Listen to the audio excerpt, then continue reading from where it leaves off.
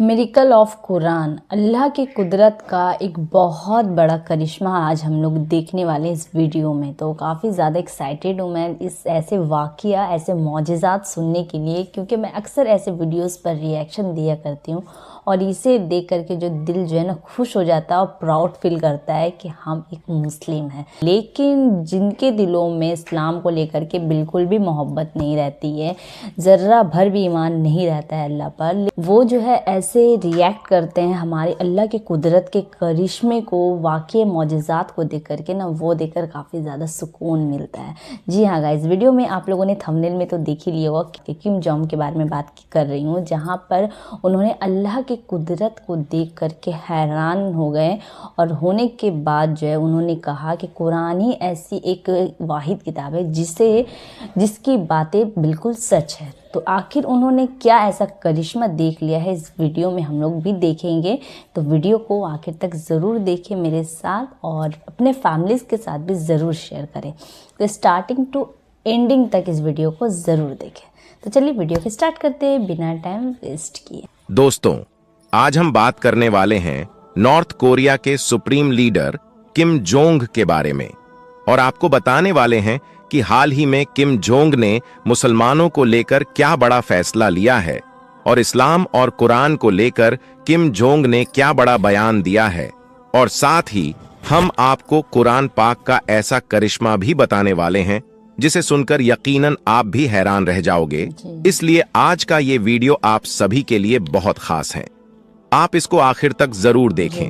और सबसे पहले, अगर आप भी इस्लाम को सुपर पावर मानते हैं तो आप इस वीडियो को दिल से एक लाइक जरूर कर दें और मेहरबानी करके इसे शेयर भी कर दें ताकि और भी लोगों के पास में ये वीडियो पहुंच जाए।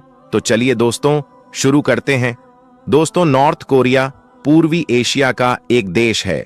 ये पूरी दुनिया का एकमात्र ऐसा देश है जो इस बात की परवाह नहीं करता है कि क्या सही है और क्या गलत है। यहाँ पर छोटी छोटी बातों को लेकर भी अजीबोगरीब कानून बने हुए हैं जिनका पालन न करने पर इस देश के नागरिक को सीधी मौत की सजा दी जाती है। ऐसा इसलिए क्योंकि आप सब जानते होंगे किम जोंग नॉर्थ कोरिया का एक संकी लीडर है। साल 2011 में सत्ता संभालने के बाद से ही किम जोंग की पहचान इंटरनेशनल मीडिया में संकी तानाशाह की रही है। किम जोंग के अजीबोगरीब फैसलों के खबरें अक्सर पूरी दुनिया के मीडिया में चलती रहती हैं। हम आपको बता दें कि नॉर्थ कोरिया में किम जोंग की इजाजत के बगैर एक पत्ता तक नहीं हिलता है। यानी कि नॉर्थ कोरिया में जो कुछ भी होता है वो सब कुछ किम जोंग की परमिशन से ही होता है। यानी कि नॉर्थ कोरिया में किम जोंग की इजाजत के बगैर कुछ भी नहीं होता है। जो इंसान एक बार नॉर्थ कोरिया में चला जाता है फिर उसको नॉर्थ कोरिया से वापस बाहर निकलने की इजाजत नहीं मिलती है। यही वजह है कि नॉर्थ कोरिया में कोई भी जाना पसंद नहीं करता है। धर्म क्या है, लोग कैसे कपड़े पहनेंगे, लोगों को अपने घर से निकलना है या नहीं, खूबसूरत लड़कियों को ही सिर्फ नौकरी पर रखना है, इन सब बातों को किम जोंग ही डिसाइड करता है। चलिए अब आपको बताते हैं कि नॉर्थ कोरिया में 2015 में कितने मुसलमान थे और आज वहां पर कितने मुसलमान हैं और हाल ही में मुसलमान को लेकर किम जोंग ने क्या बड़े फैसले लिए हैं। दोस्तों, एक मशहूर वेबसाइट के मुताबिक 2015 में नॉर्थ कोरिया की कुल आबादी 2,61,00,000 थी, जिनमें से 4,11,000 की आबादी ईसाई धर्म की थी और करीब इतने ही बौद्ध धर्म के मानने वाले लोग थे। वहीं पर अगर बात की जाए मुस्लिम आबादी की तो हम आपको बता दें कि 2015 में नॉर्थ कोरिया में सिर्फ 3,000 के आसपास मुसलमान थे।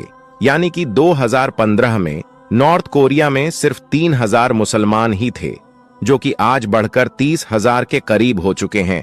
इसके अलावा हम आपको ये भी बता दें कि इससे पहले नॉर्थ कोरिया की मस्जिदों में जब भी अजान दी जाती थी तो सिर्फ मस्जिद के अंदर तक ही अजान की आवाज सुनाई देती थी। यानी कि मस्जिद में लगने वाले लाउडस्पीकर सिर्फ मस्जिद तक ही सीमित थी। यानी कि अजान की आवाज मस्जिद से बाहर नहीं जा पाती थी। लेकिन हाल ही में किम जोंग ने यह फैसला लिया है कि अब नॉर्थ कोरिया की मस्जिदों के ऊपर भी लाउडस्पीकर लगाई जा सकेंगे ताकि यहां पर रहने वाले मुसलमान भी लाउडस्पीकर से अजान की आवाज को आसानी से सुन सके। इसके अलावा दोस्तों, आपको ये जानकर भी खुशी होगी कि नॉर्थ कोरिया की सुप्रीम कोर्ट ने भी अब मस्जिदों के ऊपर माइक लगाने की परमिशन दे दी है। अब नॉर्थ कोरिया में रहने वाले मुस्लिम भी अजान की आवाज को सुन सकेंगे और अजान की आवाज सुनकर वो मस्जिदों में नमाज पढ़ने के लिए जा सकेंगे। अब आप सोच रहे होंगे कि नॉर्थ कोरिया में अचानक से इतना बदलाव कैसे आ गया, किम जोंग अचानक मुसलमानों के बारे में सोचने कैसे लग गया। तो हम आपको बता दें कि इसके पीछे एक कहानी है। जब से नॉर्थ कोरिया में ये वाकया पेश आया है, इसके बाद से किम जोंग ने मुसलमानों के हित में काम करना शुरू कर दिया है। और वो वाकया ये है कि एक बार नॉर्थ कोरिया में एक अजीबोगरीब मसला उलझ गया था। फिर आप देखें कि उस मुश्किल मसले को कुरान पाक की एक आयत ने किस तरह से चुटकी में सुलझा दिया, यानी कि उस मसले का हल कर दिया, जिसे देखकर सिर्फ डॉक्टर ही नहीं बल्कि वहां पर खड़े तमाम लोगों ने वहीं पर खड़े खड़े इस्लाम कबूल कर लिया। और यही नहीं, फिर जब इस बात के बारे में किम जोंग को पता चला तो वो भी हैरान और परेशान रह गया और अल्लाह की जात को मानने पर मजबूर हो गया। दोस्तों, दरअसल हुआ ये था कि नॉर्थ कोरिया के एक हॉस्पिटल में 2 डिलीवरी की केस एक साथ हो गई, जिनमें से एक औरत को लड़का पैदा हुआ और दूसरी औरत को लड़की पैदा हुई। अब उस हॉस्पिटल का निजाम ये था, यानी कि उस हॉस्पिटल का सिस्टम ये था कि बच्चे की पैदाइश के बाद बच्चे की कलाई पर उसकी मां के नाम का एक टैग लगा दिया जाता था, यानी कि उसकी मां के नाम का एक स्टिकर लगा दिया जाता था।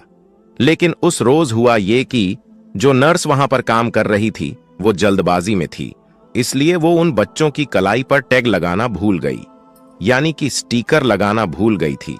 इस वजह से वो दोनों बच्चे आपस में मिक्स हो गए। अब ऐसे में उनके लिए ये मालूम करना मुश्किल हो रहा था कि इनमें से बेटा किस औरत के पैदा हुआ है और बेटी किस औरत की पैदा हुई है। इस मसले को देखकर हॉस्पिटल में तमाम डॉक्टर हैरान और परेशान हो गए और सोचने लगे कि अब इस मसले का हल कैसे ढूंढा जाए, यानी कि अब इस मामले को कैसे सुलझाया जाए। उन डॉक्टरों को कोई भी आसान तरीका नहीं सोच रहा था, इसलिए फिर वो पास ही एक दूसरे डॉक्टर के पास गए, जो कि ईरान का रहने वाला एक मुस्लिम डॉक्टर था, जिसका नाम डॉक्टर अहमद था। वो उसे कहने लगे कि डॉक्टर, तुम तो कहते थे ना कि कुरान पाक में दुनिया के हर मसले का हल मौजूद है। अब आप हमें बताओ कि हमारे हॉस्पिटल का ये मसला कैसे सुलझेगा, यानी कि अब हम ये कैसे पता लगाएं कि किस औरत का बेटा है और किस औरत की बेटी है। तो ये सुनकर वो मुस्लिम डॉक्टर मुस्कुराने लगा और कहने लगा कि बेशक कुरान पाक में दुनिया के हर मसले का हल मौजूद है और मैं आपको इस मसले का भी हल जरूर बताऊंगा, लेकिन इसके लिए आप मुझे थोड़ा वक्त दीजिए। इसके बाद उस मुस्लिम डॉक्टर ने बड़े बड़े आलिमों को फोन मिलाया और इस मसले का जिक्र किया, यानी कि वो उन्हें इस मसले के बारे में बताया और इस मसले का हल पूछने लगा, यानी कि वो उन आलिमों से कहने लगा कि आप मुझे बताएं कि कुरान पाक में इस मसले का क्या हल है। इसके बाद उन आलिमों ने पूरी बात को ध्यान से सुना और फिर कहने लगे कि बेशक कुरान पाक में इस मसले का हल भी मौजूद है।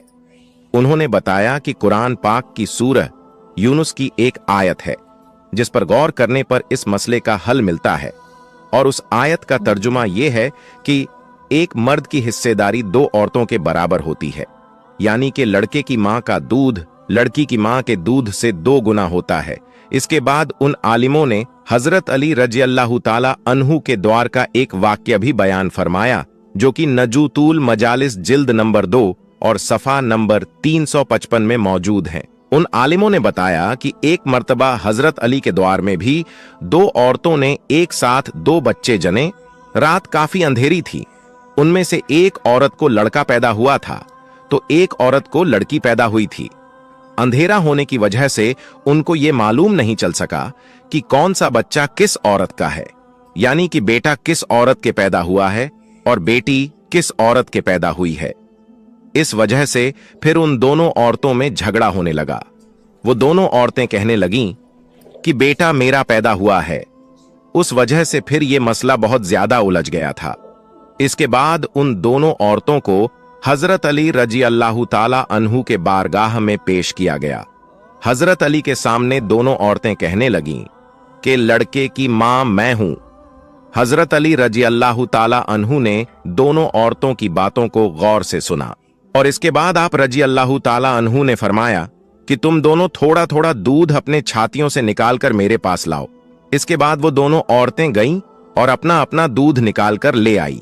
आप रजी अल्लाह ताला अन्हु ने उन दोनों औरतों को दूध को तोला, यानी कि उनका वजन किया। फिर आपने देखा कि एक औरत का दूध दूसरी औरत के मुकाबले 2 गुना पाया गया है। ये देखकर फिर आपने फरमाया कि जिस औरत का दूध भारी है, यानी कि जिसका दूध वजनी है, बेटा उसी औरत का है। ये फैसला सुनकर लोगों ने हजरत अली से पूछा कि आपने ये मसला चुटकी में कैसे हल कर दिया?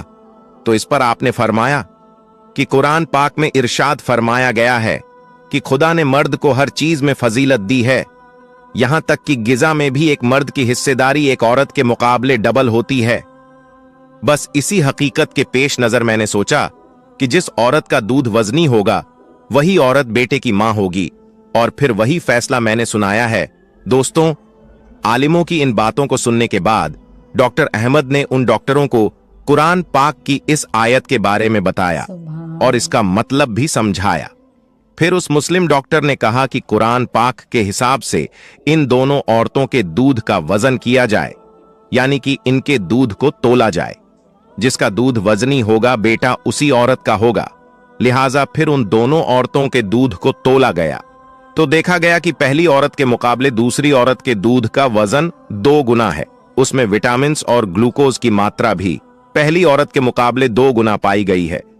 तो दोस्तों, अब यह बात साबित हो चुकी थी कि लड़के की मां कौन सी औरत है और लड़की की मां कौन सी औरत है, यानी कि अब बेटा और बेटी का फैसला हो चुका था। उस मुस्लिम डॉक्टर ने उन डॉक्टरों को बताया कि हमें कुरान पाक कहता है एक मर्द की हिस्सेदारी 2 औरतों के बराबर होती है, और यहां तक कि गिजा में भी ये देखकर उस हॉस्पिटल के डॉक्टरों को ये समझ में आ चुका था कि विज्ञान और डॉक्टर कुरान पाक के पीछे हैं और कुरान पाक में दुनिया के हर मसले का हल मौजूद है।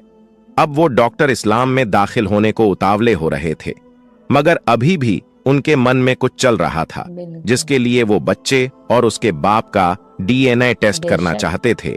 इसके बाद डॉक्टरों ने उस लड़के का और उसके बाप का सैंपल लेकर डीएनए टेस्ट किया, मगर फिर उसकी जो रिपोर्ट आई उसे देखकर उन डॉक्टरों के भी होश उड़ गए, क्योंकि उन बाप और बेटे का डीएनए टेस्ट बिल्कुल सेम था और जैसा कुरान पाक में इरशाद फरमाया गया है वैसा ही उन्हें देखने को मिला था। ये देखना था कि फिर उन सारे डॉक्टरों ने वहीं पर खड़े खड़े कलमा पढ़ लिया और वो सब के सब वहीं पर मुसलमान हो गए। और यही नहीं, फिर जब ये बात हॉस्पिटल के बाहर पहुंची तो और भी बहुत सारे लोग इस्लाम में दाखिल हो गए। उम्मीद करता हूं कि आज का ये वीडियो आपको अच्छा लगा होगा। पसंद आया हो तो आप इसे दिल से एक लाइक जरूर कर दें। मेहरबानी करके इसे शेयर भी कर दें ताकि और भी लोगों के पास में ये वीडियो पहुंच जाए। तो गाइस, काफ़ी ज़्यादा खूबसूरत वीडियो था और सबसे बड़ी चीज़ तो ये हुई नॉर्थ कोरिया के लोगों के लिए कि अब जो है वो आराम से जो है अजान की खूबसूरत आवाज़ जो है सुन सकते हैं, क्योंकि वहाँ पे अब अलाउ कर दिया गया है कि मस्जिद के बाहर भी लाउड स्पीकर लगेंगे और सही टाइम पर लोग जो है नमाज की अदायगी मुकर्रर कर सकते हैं। तो ये काफ़ी खुशी की बात है हम सब मुसलमानों के लिए कि कहीं पर जो मुसलमानों पर जब कभी दुख आता है या फिर किसी चीज़ को लेकर के हम लोग दुखी हो जाते हैं कि हमारे मुस्लिम कौम के साथ ऐसी चीज़ें हो रही है, और जब कभी ऐसी चीज़ें आती है जिसे सुनकर दिल खुश भी हो जाता है, जैसे कि इस वीडियो में हम लोगों ने देखा कि मस्जिद के बाहर लाउड स्पीकर लगने से जो है काफ़ी मुसलमानों की जो मुश्किलें हैं नमाज के सही टाइम पर अदायगी की या फिर अजान की एक आवाज़ जो हम लोग सुनते हैं तो वो कितनी ज़्यादा खूबसूरत होती है, जो वहाँ के लोग कई सालों से मिस करते आ रहे थे, लेकिन अब वो चीज़ नहीं होगी। तो ये काफ़ी ज़्यादा खुशी हुई इस वीडियो के अंदर ये बातें सुन करके। और अल्लाह के कुदरत के करिश्मे के बारे में हम लोग क्या कहें, अल्लाह की कुदरत का वाक़या मौजिज़ात जो हम लोगों ने इतनी वीडियोस जो है इस पर रिएक्शन दिया है ताकि मैं अपने व्यूवर्स को इन सारी चीज़ों को से वाकिफ़ कर सकूं कि अल्लाह जो है अल्लाह के कुदरत से जो कोई बच नहीं सकता है, और अल्लाह के करिश्मे से जो है अल्लाह के मौजिज़ात से भी जो है ना कोई भी बच नहीं सकता है, जिसके कारण मैं ऐसे वीडियोस पर रिएक्शन भी देती हूँ ताकि लोग इन सारी चीज़ों से इंस्पायर होके और ज़्यादा इस्लाम के करीब हो जाए और इस्लाम को कबूल कर ले। तो जिसके कारण मैं ऐसे वीडियोस पर रिएक्शन देती हूँ और अपने व्यूवर्स तक ऐसे वीडियोस पहुँचाया करती हूँ ताकि लोग सही तरीके से जाने कि इस्लाम क्या होता है। तो बहरहाल आज का वीडियो यहीं तक का। कैसा लगा आप लोगों को वीडियो तो कमेंट करके ज़रूर बताएं ये वाक़या आप सबको कैसा लगा, और अपने फैमिलीज़ के साथ ये स्पेशल वीडियोस जो है शेयर करना बिल्कुल भी मत भूलें। और नेक्स्ट वीडियो रिएक्शन मेरा किस टॉपिक पे हो उसके लिए भी कमेंट ज़रूर करें, तो इंशाअल्लाह मैं आपकी डिमांड में वैसे वीडियोज़ पर रिएक्शन दिया करूँगी। तो बहरहाल आज का वीडियो यहीं तक का। इजाज़त दीजिए एक न्यू वीडियो रिएक्शन में, तब तक के लिए अल्लाह हाफिज़। दुआ में ज़रूर याद रखिएगा। Bye bye.